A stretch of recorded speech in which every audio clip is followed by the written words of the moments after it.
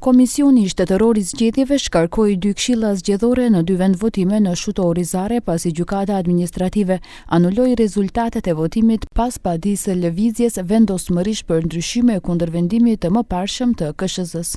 Ова може обвинителството да го смета слободно како информација по допрен глас, така да и без некое посебно наше известување може да се заинтересира. Ние ќе ја доставиме целокупната документација, евентуално доколку има основи на кој начин, случајно, намерно, од кого, кога се направени ваквите пропусти, дали има простор за евентуална одговорност и постапување. Kondar kushtoi se me këtë vendim dërgohet mesazhi se nuk do të tolerohet asnjë veprim I paligjshëm nga Këshilla Zgjedhor.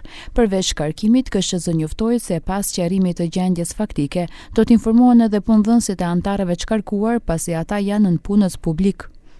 За наведените избирачки места до Државната изборна комисија е доставен записник број 16 во Рино.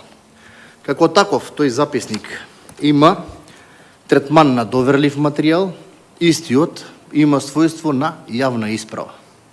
Така да, ако некој, согласно одлуките на Уставен суд, на Управен суд, се дрзнал во јавна исправа да внесе податоци кои што не одговараат на реалната фактичка состојба, укажувам дека тоа е кривично дело. Antarët e ri të këshillave zgjedhor për vendvotime 2962 dhe 2966 në Shuto Orizare do të caktohen në seancën e nesërme të KSZ-s pasi të merren të gjitha vendimet e gjykatës administrative.